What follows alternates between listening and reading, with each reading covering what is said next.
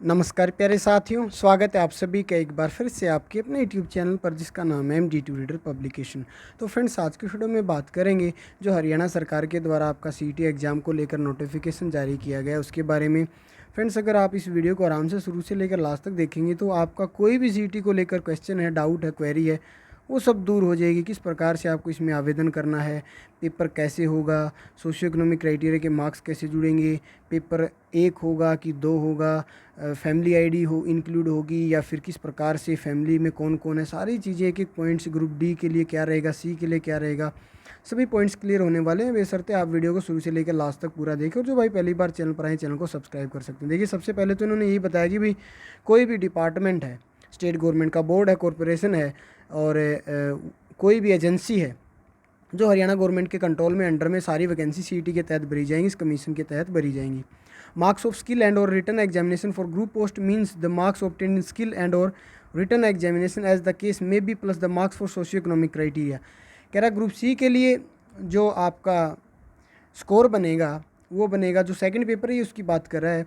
अगर skill test है तो वो, रिटन एग्जाम है तो वो, प्लस सोशियो इकोनॉमिक क्राइटेरिया के मार्क्स, उसकी वेटेज मिलाकर इसमें आपका सिलेक्शन रहेगा। फिर कह रहा है कि marks of socio economic criteria weightage means the marks on account of weightage of socio economic criteria and experience if any up to the specified limit it is admissible for determining या determination of CET score of an applicant for group C post as per provision in annexure A1 to this policy for determination of marks of skill or written examination obtained by candidate for group C post as per provision in annexure B to this policy। उसके बाद कह रहा है कि जो group C का तो वही है कि एक पेपर होगा, उसके बाद दूसरे मार्क्स जुड़ेंगे, ग्रुप डी में एक ही एग्जाम होगा, परिवार पहचान पत्र के तौर पर सारी चीज़ें, बहुत सारी चीज़ें तो आपको पता ही है।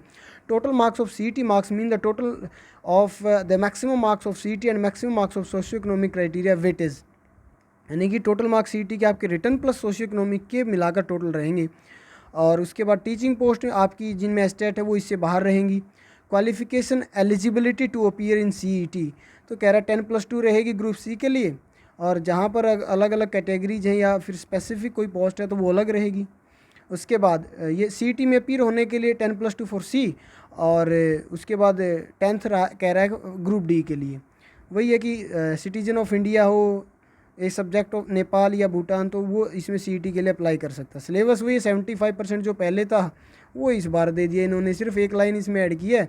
75% में वही सारा नेशनल का कह रहा है, 25 में हरियाणा जी के कह रहा है, और इसमें ये बोला है कि ग्रुप सी के लिए आप दे रहे हैं 10+2 लेवल का आएगा, डी के लिए दे रहे हैं तो आपका 10th लेवल का आएगा। रजिस्ट्रेशन वही है, ऑनलाइन पोर्टल है, उस पर जाकर आप रजिस्ट्रेशन कर सकते हैं, वो सारी चीज़ें हैं जी। फीस वगैरह वो सही है, 1000 रुपये नॉन PP वालों के लिए, और अगर हरियाणा से है तो 500 रुपये हैं। ठीक है, आगे बोल रहा है कि भाई an applicant who intend to apply for direct recruitment to any applicable group C post shall have to appear in CET for group C post. अगर आप हरियाणा में ग्रुप सी की नौकरी लेना चाहते तो अपीयर होना पड़ेगा CET में, अदरवाइज आप आगे इसमें जो है नहीं किसी पोस्ट के लिए जो है अप्लाई कर पाएंगे। उसके बाद जो CET का आपका स्कोर होगा वो वेबसाइट पे दिखाया जाएगा। ठीक है, an applicant shall be eligible to reappear in CET whenever conduct on a subsequent date and the CET marks shall be revise if applicant improve it in the next or any subsequent attempt. वही है कि CET का score जो है आप इसमें क्या कर सकते हैं, इम्प्रूव कर सकते हैं, जो ज़्यादा स्कोर होगा वो आपका मान लिया जाएगा। ठीक है, और there shall be no restriction on the number of attempt to appear in the written examination, कोई रेस्ट्रिक्शन आपको नहीं दी गई है अपीयर के लिए। CET में कितनी बार भी आप अपीयर हो सकते हैं, और जो आपका एक बार का स्कोर होगा वो 3 साल के लिए वैलिड रहेगा, ये भी इसमें लिखा हुआ है। The CET marks obtained by an applicant shall be valid for period of 3 year from the date of declaration of the result of CET। उसके बाद आगे कह रहा है कि भाई provide that if an applicant improved his CET marks in the next or any subsequent attempt, then the fresh period of validity of 3 year will be commenced from the date of declaration of result। Simple सी बात है।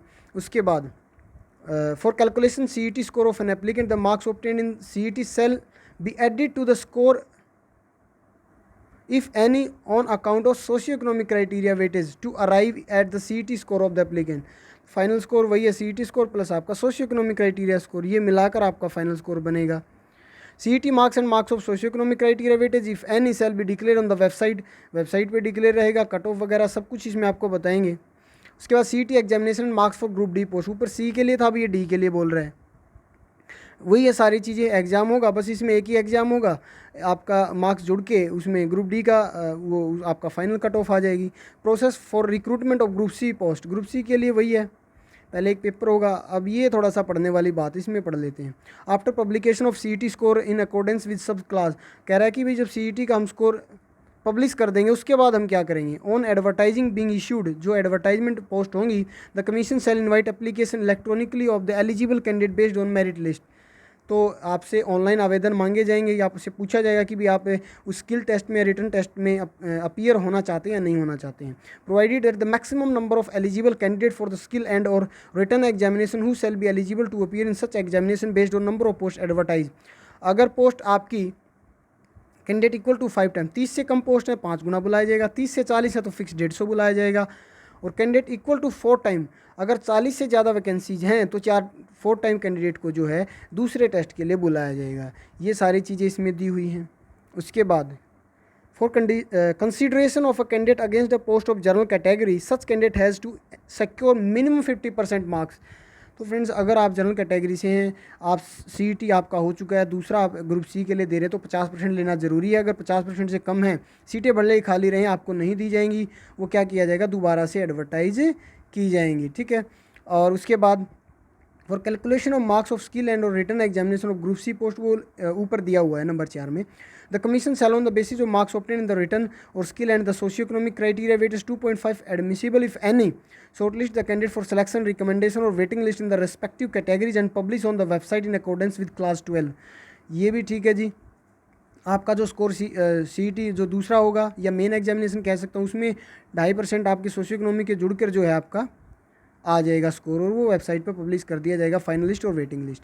अब process for recruitment of group D post, group D के लिए ये रहा है जी group D के लिए आप जानते हैं 5% देंगे।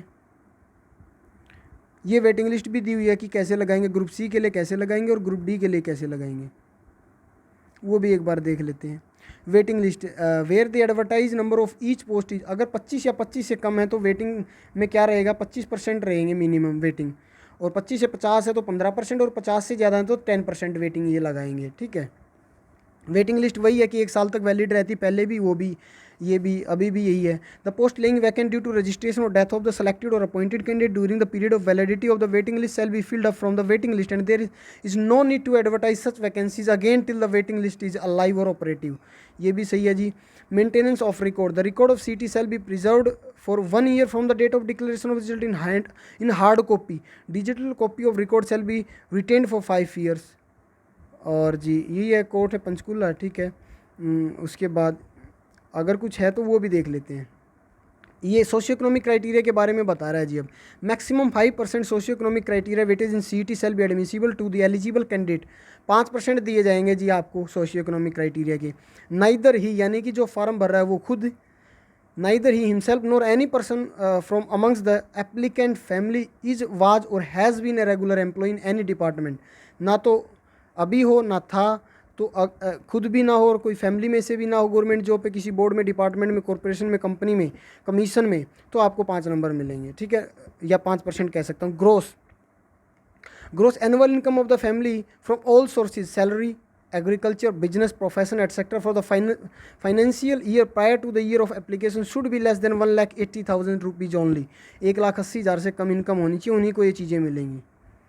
उसके बाद definition of a family, family की डेफिनेशन क्या है सोशियो इकोनॉमिक क्राइटेरिया के लिए, यहाँ बड़ा डाउट रहता है।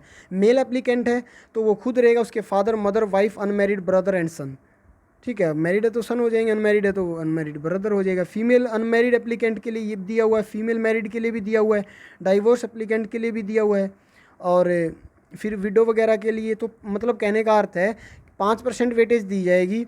अगर सिर्फ आपके पास नो जॉब के मार्क्स हैं तो भी 5%, मैक्सिमम 5 मिलेंगे, 5 से ज़्यादा दे नहीं रहे हैं। If applicant bona fide residence of Haryana belongs to such denotified tribe और nomadic tribe of the state which is neither a schedule caste nor a backward class shall be entitled, तो वही स्टेटमेंट है ये DNT की भी। उसके बाद experience के भी 5 मार्क्स रखे गए हैं जी, 4%, maximum 4% marks for the experience, और एक्सपीरियंस के लिए कोई फैमिली इनकम का इशू नहीं। अदर कंडीशन क्या है, no applicant shall be given more than a total 5% socio economic criteria weightage under any circumstances, thereby if an applicant is eligible for more than 5% socio economic criteria weightage in term of provision in para. तो ये कि 5% से ज़्यादा आपको नहीं दिए जाएंगे, और वो ढाई वाला चक्कर नहीं है, 5 ही मिलेंगे sir. The weightage of Haryana staff selection commission और any other recruiting agency body under Haryana government shall be given only once in a lifetime for appointment on regular basis. तो एक बार ही आपको ये बेनिफिट मिलेगा, ठीक है। एक बार फैमिली में खुद या फैमिली का कोई भी मेंबर सेलेक्ट हो जाता है without getting the benefit of wage, no other family member shall be consider for weightage. आप इस बेनिफिट्स के साथ सेलेक्ट हों या बिना सेलेक्ट हों, अगर आप सेलेक्ट हो जाते हैं तो दूसरे मेंबर को ये नहीं मिलेगा, ठीक है। उसके बाद if at a time 2 or more family member become eligible for merit list of CET of the group C and or group D post are eligible to be considered for the socio-economic criteria weightage. In such case the elder या eldest amongst the 2 or more eligible family member respectively will considered for the purpose of। अगर दो एक साथ eligible हैं तो जो Elder है उसको यहाँ पर ये मार्क्स दिए जाएंगे। ये भी पॉइंट बढ़िया है, पहली बार क्लियर किया सरकार ने, ठीक है। If a person resign from government service while working on regular basis in any department of India या हरियाणा ही और any other family member shall not be eligible. अगर रिजाइन भी दिया है तो भी आपको सोशियो इकोनॉमिक क्राइटेरिया के मार्क्स से नहीं मिलेंगे। फिर ग्रुप सी की पोस्ट के लिए है, उसमें 2.5%, ये सेकंड वही सारी कंडीशन है। फिर 2.5 मार्क्स मिलेंगे, इसमें 2.5 मार्क्स मिलेंगे। तो कुल मिलाकर इनको घटाया गया, जो पहले 10 थे वो कुल मिलाकर अब 7.5 मार्क्स किए गए हैं, ठीक है। उसके बाद calculation of CET score of an applicant for the purpose of skill और द रिटर्न एग्जामिनेशन। ये एग्जाम्पल लेकर समझाया गया, कुछ ज़्यादा इसमें कुछ खास है नहीं। कह रहा है कि भाई total CET marks of group C post है, maximum marks to be drawn from socio economic criteria. कह रहा है अगर 400 का पेपर होता है तो 5% 20 मार्क्स हो गए। मैक्सिमम मार्क्स CET 380 का CET, और उसके बाद आपके ये वही बताया हुआ है कि इस प्रकार से क्या चीज़ें जुड़ेंगी। कोई इसमें बड़ा इशू नहीं है। ग्रुप डी के लिए भी ऐसा ही दिया हुआ है, सी के लिए भी ऐसा ही दिया हुआ है। तो फ्रेंड्स आई होप आपके जितने भी डाउट्स थे वो क्लियर इस वीडियो में हो गए। CET को लेकर एक अपडेट थी जो आपको देनी थी आज की इस वीडियो में। फ़िलहाल इतना ही, धन्यवाद।